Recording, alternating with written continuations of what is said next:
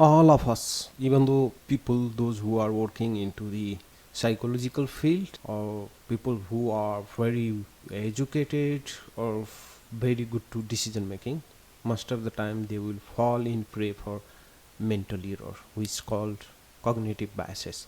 Of course, I don't want to get into the scientific terms, but cognitive biases is simply means mental error. So normally all the people in planet, they have two system thinking. One is system 1 and another is system 2. When people make quick and hasty decision based on system 1, which will be the deviated from the rationality, and it's called cognitive bias. Have you come across why sometimes some smart and intelligent people also do dumb thing? Also they are so blind for something, and it's very obvious for everyone. Psychologists and neuroscientists have long been researching this and whether this can be explained by the brain functioning. A theory can help us make sense of these contradiction. We know that we have two systems of thinking. They called system 1 and system 2. System 1 is quick and instinctive and does not involve deliberate thinking. System 1 is automatic system. It is also the same system of thinking which is used for quick and easy problem like 2 plus 2 or 20 multiply by 3. Answer will be very quick and automatic. We don't have to think that much. So it's easy, isn't it? So system 1 thinking is almost instant and driven by either instinct or considerable prior learning and practice. All gut level, rapid, effortless thoughts or behavior come from system 1, which means that all your emotional response and instinct are system 1 thinking. People speak their native language using their system 1 or automatic system. When people speak second language, usually their deliberate and reflective system, because it takes some effort. System 2, the reflective or rational system, is used when we are asked slightly complicated math problem like 274 plus 482 how much, or 28 multiply by 43 how much. We then call upon our system 2, which puts in deliberate effort to figure out the solution. Any or all complex thinking is system 2 thinking. So system 2 takes time and is deliberate, effortful and systematic. When you are involved in reflective system 2 activity, your muscles tense up, your blood pressure rise and your heart rate will increase, and some cases your pupils will dilate. That's how it's very difficult to use system 2 thinking, and it's consume a lot of energy like physical energy, mental energy. All of them, they share the same pool of energy in our body. So that's why some people who are doing dieting or do some difficult job, they will cannot resist their temptation and end up eating unhealthy, go for alcohol or smoking. And that's, my friend, called ego depletion. And now you know why so many people, they don't want to think, because thinking is very hard job. That's why they make judgment, heuristic judgment, fast judgment, and most of the time end up with wrong decision. Talking about cognitive biases, I come across Elon Musk tweet. He shared one picture and there was written 50 cognitive biases should learn in early ages, or we need to teach our kids in order to become better person. So I'm not gonna share all the 50 cognitive biases. I would rather share 5 most important cognitive biases or mental errors. For a long time, researchers and economists believe that human-made logical well considered decision in recent decades. However, researchers have uncovered a wide range of mental errors that derail our thinking. Sometimes we make logical decisions, but there are many times when we make emotional, irrational, and confusing choices. So let's talk about mental error that show up most frequently in our lives and break them down in easy to understand language. Number one, survivorship bias. Nearly every popular online media outlet is filled with survivorship bias these days. Anywhere you see article with title like 8 things successful people do every day or the best advice Richard Branson ever received or how Lee Baron James trained in the off season, you are seeing survivorship bias in action. Survivorship bias refer to our tendency to focus on the winner in a particular area and try to learn from them while completely forgetting about the loser who are employing the same strategy. And what you need to understand, there might be thousands of athletes who train in a very similar way to Lee Bron James, but never made it to the NBA. The problem is nobody hears about the thousands of athletes who never made it to the top. We only hear from the people who survive. We mistakenly overvalue the strategies, tactics, and advice of one survivor while ignoring the fact that the same strategies, tactics, and spies did not work for the other people. Let me give you another example. Richard Branson, Bill Gates, and Mark Zuckerberg all dropped out of school and become billionaires. You don't need school to succeed. Entrepreneurs just need to stop wasting time in class and get started. It's entirely possible that Richard Branson succeed in spite of his path and not because of it. For every Branson, Gates, and Zuckerberg, there are thousands of other entrepreneurs with failed projects. They have heavy bank debt and half-finished degrees. Survivorship bias isn't merely saying that a strategy may not work well for you. It's also saying that we don't really know if the strategy worked well at all. When the winners are remembered and the losers are forgotten, it becomes very difficult to say if a particular strategy leads to success. Now I'm going to talk about loss aversion. It's number 2. Loss aversion refers to our tendency to strongly prefer avoiding losses over acquiring gains. Research has shown that if someone gives you $10 bill, you will experience a small boost in satisfaction. But if you lose $10 bill, you will experience a dramatically higher loss in satisfaction. Yes, the responses are opposite, but they are not equal in magnitude. Our tendency to avoid losses causes us to make silly decisions and change our behavior simply to make the thing that we already own.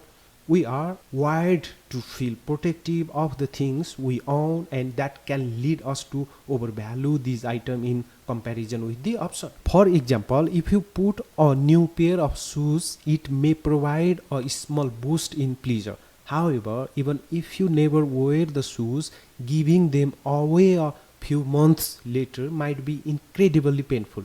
You never use them, but for some reason you just cannot stand parting with them. Loss aversion. Similarly, you might feel a small bit of joy when you breeze through green lights on your way to work, but you will get downright angry when the car in front of you sits at a green light and you miss the opportunity to make it through the intersection. Losing out on the chance to make the light is far more painful than the pleasure of hitting the green light from the beginning. That's called loss aversion. Now I'm going to talk about availability heuristic. The availability heuristic refers to a common mistake that our brains make by assuming that the example which come to mind easily are also the most important to prevalent thing. For example, research by Steven Pinker at Harvard University has shown that we are currently living in the least violent time in history. There are more people living in peace right now than ever before.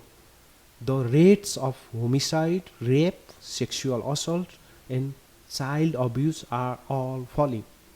Most people are shocked when they hear this statistic. Some still refuse to believe them. If this is the most peaceful time in history, why are there so many wars going on right now? Why do I hear about rape and murder and crime every day? Why is everyone talking about so many acts of terrorism and destruction? The answer is that we are not only living in the most peaceful time in history, but also the best reported time in history. Information on any disaster or crime is more widely available than ever before. A quick research on the internet will pull up from information about the most recent terrorist attack than any newspaper could have ever delivered 100 years ago. The overall percentage of the dangerous events is decreasing, but the likelihood that you hear about one of them or many of them is increasing. And because these events are readily available in our mind, our brain assumes that they happen with greater frequency than they do actually. We overvalue and overestimate the impact of things that we can remember, and we undervalue and underestimate the prevalence of the events we hear nothing about. Now let's talk about anchoring. If you are going for one of the restaurant, you order for cheeseburger and you saw on the menu there is written very boldly limit 6 type of the cheese per burger. So what might be your first thought? This is absurd. Who gets 6 type of cheese on a burger? Your second thought might be, which 6 am I going to get? So you did not realize how brilliant the restaurant owner were until you learned about anchoring. You see, normally you would just pick one type of cheese on burger, but when you read limit 6 type of cheese on the menu, your mind was anchored at a much higher number than usual. Most people won't order 6 type of cheese, but that anchor is enough to move the average up from one slice to 2 or 3 pieces of cheese and add a couple extra bucks to each burger. You walk in planning to get normal meal. You walk out wondering how you paid $14 for a burger and if your date will let you roll the window down on the way home. This effect has been replicated in a wide range of research studies and commercial environment. For example, business owners have found that if you say limit 12 per customer, then people will buy twice as much as product comparing to saying no limit. Another thing, when it's come to anchoring, perhaps the most prevalent place you hear about anchoring is with pricing. If the price tag on a new watch is $500, you might consider it too high for your budget. However, if you walk into a store and first see a watch for 5,000 at the front of the display, suddenly the 500 watch around the corner seems pretty reasonable. Many of the premium products that business sell are never expected to sell many units themselves, but they serve very important role to anchoring your mindset and making mid-range products appear much cheaper than they would on their own. Now let's talk about confirmation bias. Confirmation bias refers to our tendency to search for and favor information that confirms our beliefs while simultaneously ignoring or devaluing information that contradicts our beliefs. For example, person A believes climate change is a serious issue and they only search out and read stories about environmental conservation, climate change and renewable energy. As a result, person A continue to confirm and support their current beliefs. Meanwhile, person B does not believe climate change is a serious issue and they only search out and read stories that discuss how climate change is a myth, why scientists are incorrect, and how we are all being fooled. As a result, person B continue to confirm and support their current beliefs. Changing our mind is harder than it looks. The more you believe you know something, the more you filter and ignore all information to the contrary. You can extend this thought pattern to nearly any topic. If you just bought a Honda Accord and you believe it is the best car on the market, then you will naturally read any article you come across that praises the car. Meanwhile, if another magazine lists a different car is the best pick of the year, you simply dismiss it and assume that the editor of the particular magazine got it wrong or were looking for something different than what you were looking for in the car. It is not natural for us to formulate our hypothesis and then test various ways to prove it false. Instead, it is far more likely that we will form one hypothesis, assume it is true, and only seek out the belief information that support it. Most people don't want new information, they want just validating their own information what they already have in their mind. That is called confirmation bias. Once you understand some of these common mental errors or cognitive bias, I believe you will question yourself how you can prevent from it. So it's very simple. You don't have to miscalculate this signal or you have to assume you have broken brain. Simply consider them as evidence that the shortcuts your brain use aren't useful in all cases. There are many areas of everyday life where the mental process above are incredibly used. So best thing to avoid any kind of misjudgment or wrong decision, you should have self-awareness. Self-awareness will help you to choose the best option whenever you are making good decision. Also, for rest of the cognitive biases, I'm going to attach link in this video so you can have more understanding of it.